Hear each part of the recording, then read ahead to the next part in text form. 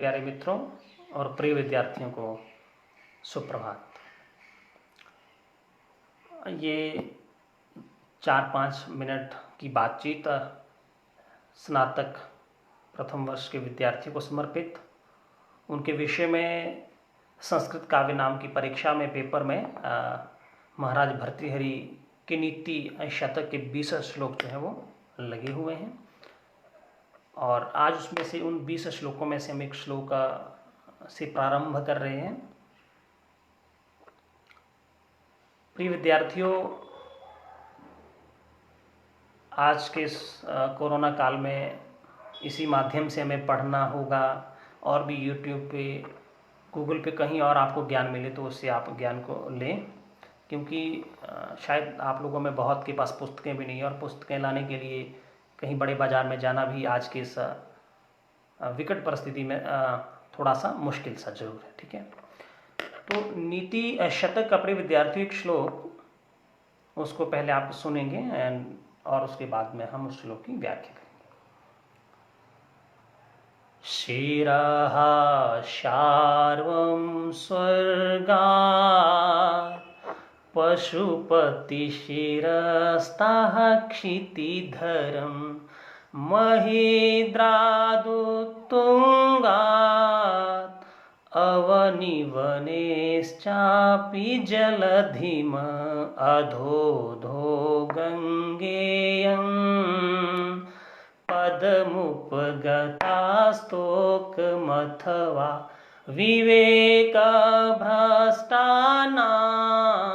भवति विनिपातः शतमुखः।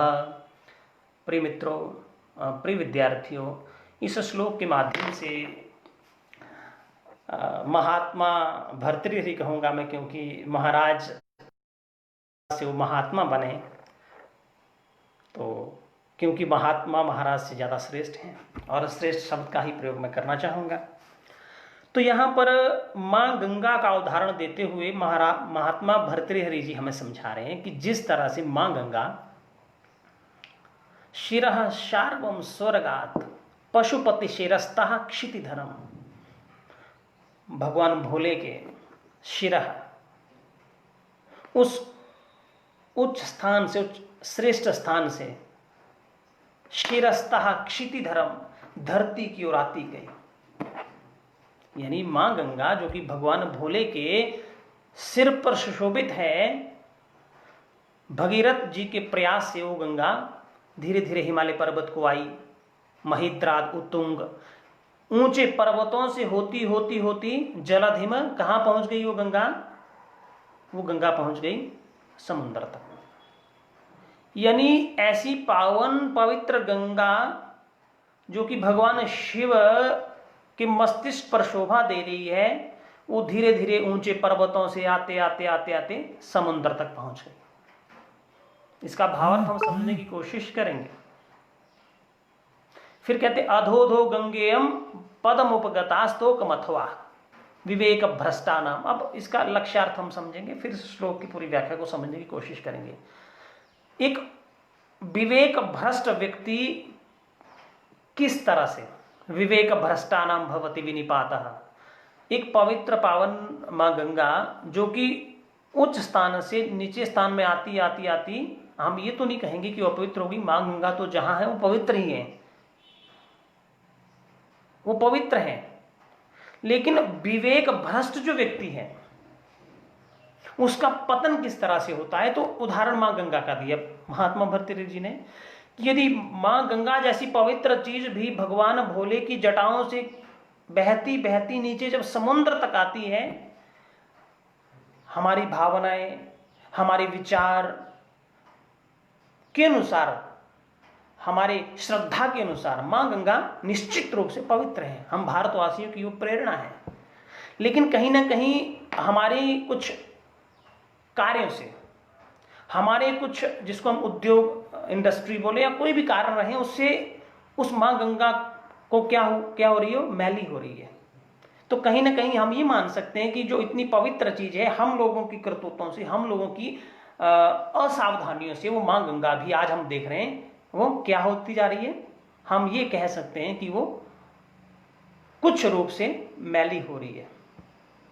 तो जब मां गंगा जैसी पवित्र चीज भी इस धरती पर जब वो आ रही है, हम लोगों की गलतियों से, हम लोगों की नासमझियों से वो अपवित्र हम कह सकते हैं कि हो रही है। तो विवेक जिसके पास नहीं है, जो विवेक से भ्रष्ट है, विवेक यानी बुद्धि, सूक्ष्म बुद्धि को विवेक कहते हैं, तो बिना विवेक के व्यक्ति जो है बिल्कुल उसका पतन है शतमुखा, एक मुख से नहीं, हजारों प्रकार से। दरअसल नीति शतक का श्लोक है प्रिय दोस्तों, प्रिय विद्यार्थियों। तो निश्चित रूप से जब नीति शतक का श्लोक है तो महात्मा भर्तृहरि तो नीति की बातें करेंगे। अब इस श्लोक के हम थोड़ा सा इसकी जो व्याख्या शब्द के माध्यम से इसको समझने की कोशिश करेंगे। तो यहां पर स्पष्ट बात है कि आई और जलधिम और पृथ्वी पर आते आते जलधि रहित मनुष्य है, जिसके पास विवेक नहीं है, वो व्यक्ति शतमुखा सैकड़ों प्रकार से विनिपाता पतन को प्राप्त होता है। तो इस नीति शतक के इस श्लोक से प्रिय दोस्तों, प्रिय विद्यार्थियों, हम ये समझ सकते हैं कि हमें विद्या रूपी देवी से, मां सरस्वती से, जो कि ज्ञान की देवी है, उनकी उपासना का अर्थ है कि जितना हमसे हो पाए हम नित्य नियम से अध्ययन करें और उस अध्ययन से उस मां भगवती, मां सरस्वती की कृपा से हम में विवेक की उत्पत्ति हो। धीरे धीरे विवेक हम में जितना बढ़ता जाएगा, निश्चित रूप से हमारा उत्थान होगा, पतन नहीं होगा। पतन तब होगा जब हम उस विद्या की महिमा को नहीं समझेंगे।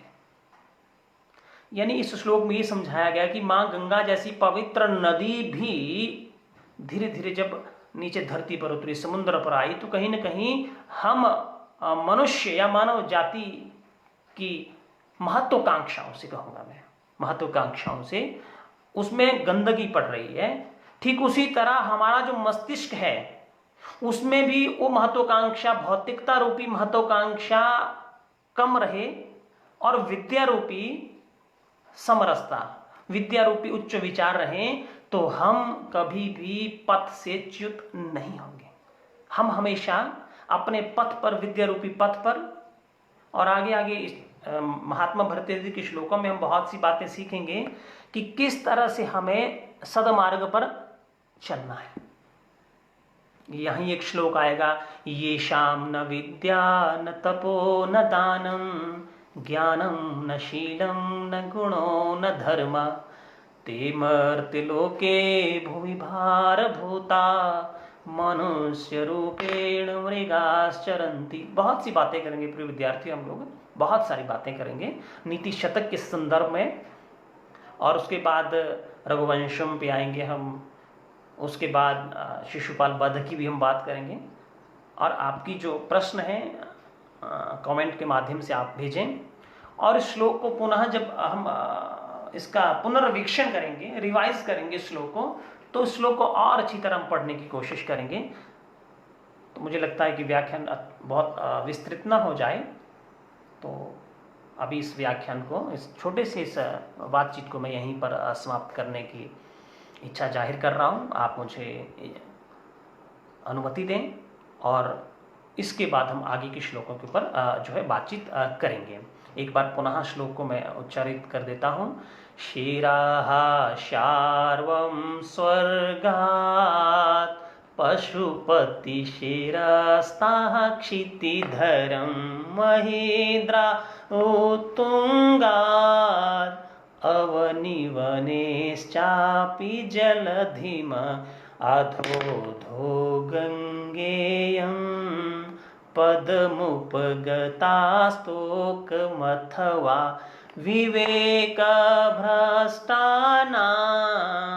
भवति विनिपातः शतमुखः। पुनः इस श्लोक के विषय में बातचीत करेंगे हम।